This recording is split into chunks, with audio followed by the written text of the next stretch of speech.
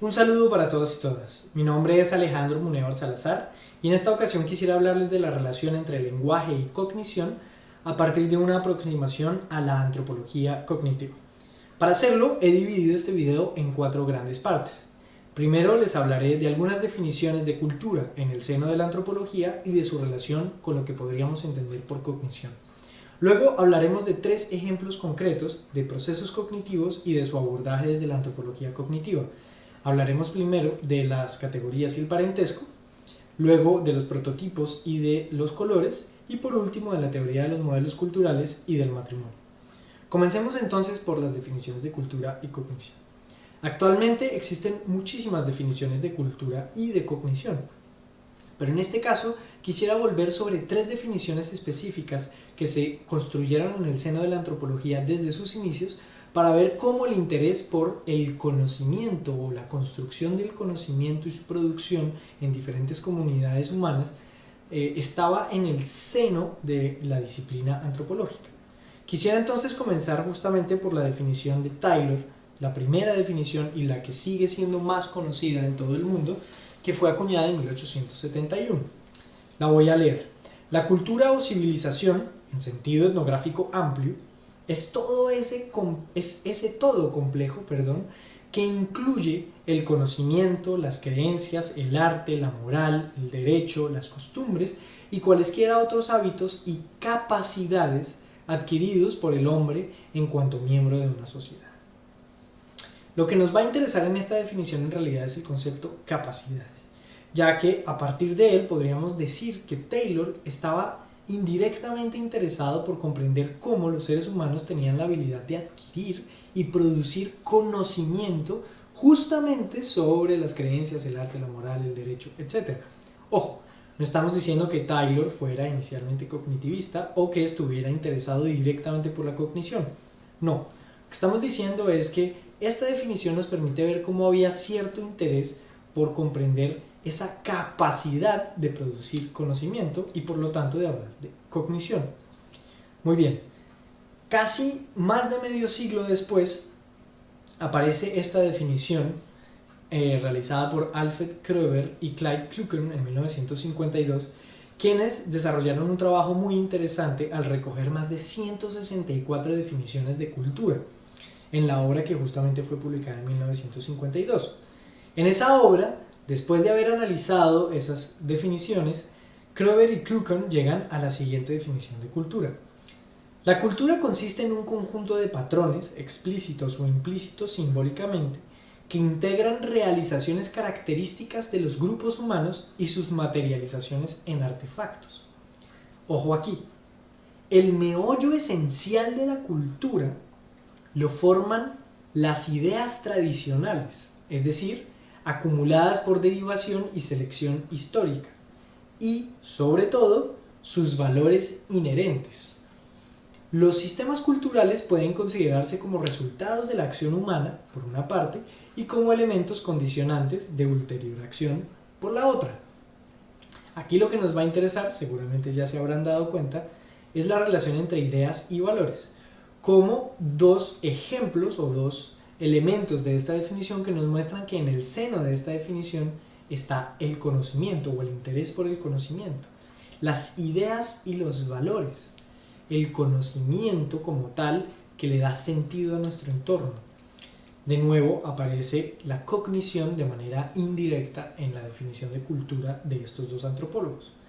Un par de años después, en 1957, Ward Goodenough, uno de los pioneros de la antropología cognitiva, nos daría esta definición de la cultura. La cultura de una sociedad consiste en todo aquello que conoce o cree con el fin de operar de una manera aceptable sobre sus miembros. La cultura no es un fenómeno material para Goodenough. No consiste en cosas, gente, conductas o emociones. Es más bien una organización de todo eso. Es la forma de las cosas que la gente tiene en su mente, sus modelos de percibirlas, de relacionarlas o de interpretarlas. Lo que nos interesará acá son 3 elementos: conoce, cree y mente. Como verán, A lo que le interesaba Goodenough en realidad con esta definición, y muy influenciado por el estructuralismo en esa época, era justamente identificar sistemas de conocimiento y creencias, a partir de la identificación de rasgos subyacentes que justamente constituyen la cultura. Estas tres definiciones nos permiten ver cómo, primero, hay una transformación en la percepción de la cultura en el seno de la antropología, pero también cómo hay un interés que va tomando mayor y mayor fuerza alrededor de la cognición o la construcción del conocimiento sobre el mundo.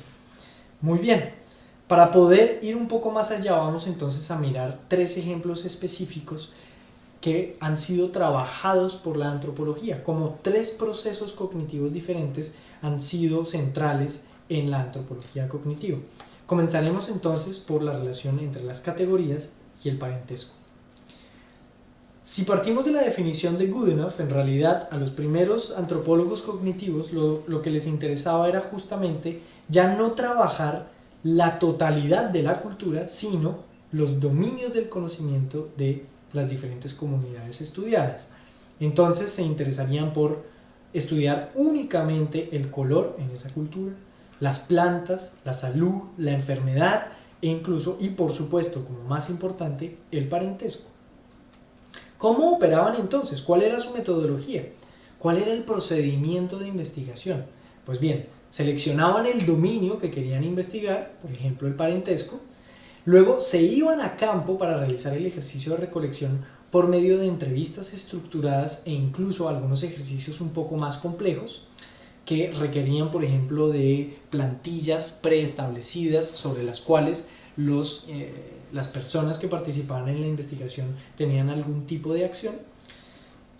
A partir de esto se identificaban los diferentes tipos del parentesco, por ejemplo, elementos centrales como el padre, el hijo, la madre, el tío, la madre de la madre, etcétera, etcétera, etcétera, etcétera. Al tener recogidos los datos y los diferentes tipos del parentesco, se realizaba un análisis que permitiera identificar los componentes subyacentes de la estructura del parentesco. Al identificar esos componentes que le dan sentido a la estructura del parentesco, estos antropólogos volvían al campo para tratar de ver si sus resultados se correspondían con lo que ellos llamarían la realidad psicológica de los participantes en la investigación. Es decir, esa realidad mental que le da sentido al parentesco en los hablantes. Esto lo harían por diferentes tipos de ejercicios que en inglés se llamarían feedback o retroalimentación. Muy bien, la propuesta analítica en realidad tendría muchos nombres. Pasaría del análisis componencial, que ya vimos en un video diferente, incluso la etnosemántica, es decir, la etnosemántica haría referencia al mismo tiempo a un tipo de disciplina anterior a la antropología cognitiva o incluso paralela, pero también al tipo de análisis que se realizaría de los datos, o incluso análisis léxico-semántico. En fin, tenía muchos nombres, pero en realidad lo que trataban de hacer estas propuestas analíticas era identificar procesos de categorización del mundo.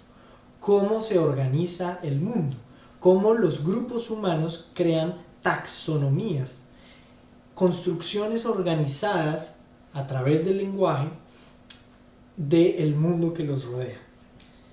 Así como sucedió en otras disciplinas como la psicología y la lingüística, la antropología se dio cuenta que los seres humanos no delimitamos perfectamente el mundo que nos rodea. En realidad, las fronteras son difusas. Fue por esta razón que los antropólogos empezaron a interesarse por la teoría de los prototipos y, en particular, inicialmente, justamente a investigar los colores interculturalmente. Miremos entonces qué pasó con los prototipos. Para hacerlo vamos a hacer un ejercicio. Si yo les presento esta paleta de colores, quisiera que detuvieran el video y trataran de delimitar hasta dónde llega el color rojo en esta paleta, es decir, dónde comienza y dónde termina el color rojo, dónde comienza y dónde termina el color verde y dónde comienza y dónde termina el color azul. Detengan el video y traten de hacer el ejercicio. Bien, si realizaron el ejercicio, seguramente habrán realizado algo como esto, o de pronto no, para el color rojo. Para mí, el color rojo comenzaría ahí y terminaría ahí. El color verde tendría estos límites o estas fronteras y el color azul tendría estas fronteras. Muy bien. No importa si lo que ustedes hicieron corresponde o no, lo importante es que hayan tratado de hacer el ejercicio, ya verán por qué. Ahora quisiera que hagamos un segundo ejercicio. En cada uno de los cuadros que ustedes construyeron para delimitar los colores, quisiera que escojan uno de los pequeños cuadrados para decir que sea el más representativo del color rojo o del color verde o del color azul. Detengan el video y escojan el cuadro que sea más representativo de cada uno de los colores. Si hicieron el ejercicio, seguramente se habrán encontrado con algo como esto. Para mí, esos son los cuadros que representan mejor cada uno de los tres colores. Este ejercicio lo hicieron con muchísimas personas, dos investigadoras muy interesantes en el mundo de la antropología cognitiva que se interesaron justamente por las percepciones del color interculturalmente. La obra es esta que aparece citada en pantalla y que vale la pena revisar en caso de que se interesen por la relación entre los prototipos y la antropología cognitiva. ¿Qué era lo que Berlin y Kay en su investigación se dieron cuenta que al tratar de establecer fronteras y límites, al tratar de decir hasta dónde va o dónde comienza un color, en realidad los participantes no daban respuestas iguales. De hecho, las respuestas variaban por individuo e incluso cada individuo podía responder de manera diferente si se dejaba pasar un tiempo. Por ejemplo, si yo hoy respondo que esos son los límites, seguramente unos meses después podría presentar unos límites distintos. Además, esas delimitaciones variaban por colectividad.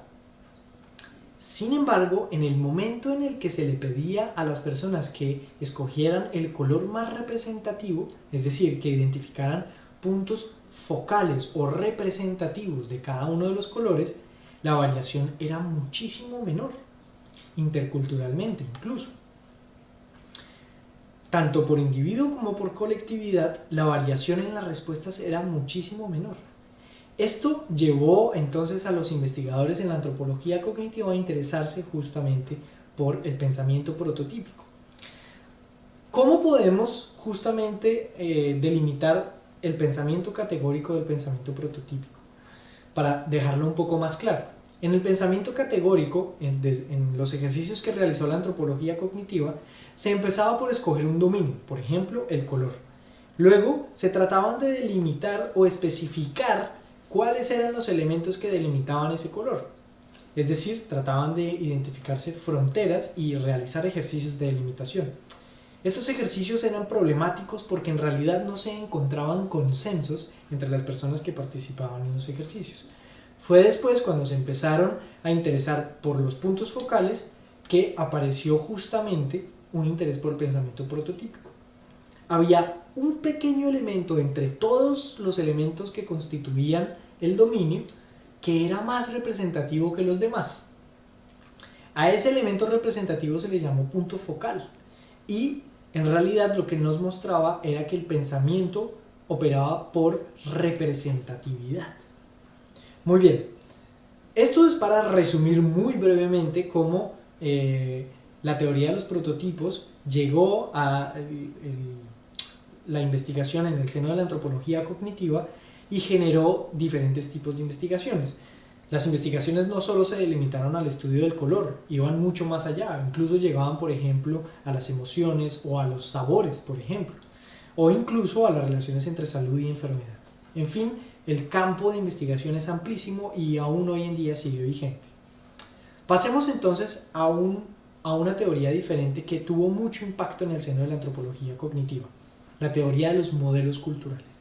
Para hacerlo, voy a mostrarles los resultados de una investigación realizada por Naomi Quinn, una de las investigadoras más representativas en el seno de la antropología cognitiva en los años 80.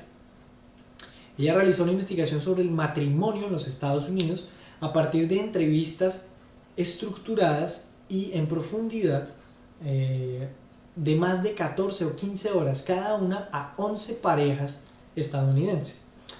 A través del análisis del discurso, Naomi Quinn empezó a identificar metáforas que eran utilizadas para hablar del matrimonio. Las parejas, para hablar del matrimonio, hablaban de productos manufacturados, de viajes en construcción, de vínculos duraderos, decían que el matrimonio podía ser muy incierto al final, podían decir que era una relación beneficiosa o podían decir que era una inversión a largo plazo. Es decir, utilizaban elementos de dominios diferentes como el del viaje o como el de la certeza o la incerteza para tratar de hablar del matrimonio. Después de haber identificado estas metáforas, que son solo algunas de las que identificó Naomi Quinn, ella trató de ver cuáles eran los componentes subyacentes o cuáles eran esos esquemas que le daban sentido a las metáforas. Al plantearse esta pregunta, Naomi Quinn logró llegar a 5 esquemas específicos: el de la duración, el de la dificultad, el del esfuerzo, el de la incerteza y el del beneficio. Para tratar de comprender qué son los esquemas, les recomiendo volver a uno de los videos anteriores en donde hablamos justamente de las metáforas y las esquematizaciones en el mundo de la lingüística cognitiva. Muy bien, continuemos. Naomi Quinn entonces partía del supuesto de que los esquemas permitían darle sentido a las metáforas que eran utilizadas para describir el matrimonio en Estados Unidos. Pero para llegar a esos esquemas tenía que operarse por medio de la deducción. A partir de las metáforas se podían identificar esos esquemas. Después de haber identificado los esquemas, para poder construir lo que Naomi Quinn llamó el modelo cultural, empezó a relacionar los esquemas entre sí. Podían ser relaciones diversas, por ejemplo, el esquema 1 con el esquema 2, el esquema 2 con el esquema 6 o el esquema 4 con el esquema 5. Todos estos análisis estaban basados exclusivamente en el discurso. La teoría de los modelos culturales estuvo muy centrada en lo que decía la gente, más que en lo que hacía la gente. Y esta fue una de las más grandes críticas que recibió la teoría de los modelos culturales en el mismo seno de la antropología, porque se decía que se dejaban de lado las prácticas específicas y que no podíamos llegar a saber cómo desde el modelo cultural se llegaba a la acción. Si volvemos entonces justamente a los esquemas que encontró Naomi Quinn, ella lo que empezó a hacer es a relacionar el esquema de la duración con el esquema del esfuerzo o el esquema de la dificultad con el esquema de la incerteza para lograr llegar a un entramado, una especie de mapa de relación entre esquemas que se constituiría como el modelo mental de los estadounidenses para darle sentido al matrimonio. Muy bien, en este video vimos cómo desde la antropología, desde los inicios de la antropología y en particular desde las definiciones de cultura, hay un interés por la cognición, por la construcción del conocimiento que nos rodea, o de cómo nosotros construimos conocimiento para darle sentido a aquello que nos rodea. Para hacerlo vimos 3 ejemplos de procesos cognitivos o de teorías cognitivas en relación con las investigaciones realizadas en la antropología cognitiva. Hablamos de la teoría de las categorías y el parentesco, de la teoría o las teorías de los prototipos y los colores, y por último hablamos muy brevemente de la teoría de los modelos y del matrimonio. Recuerden que estos videos no tienen como objetivo ir en profundidad en cada una de estas propuestas.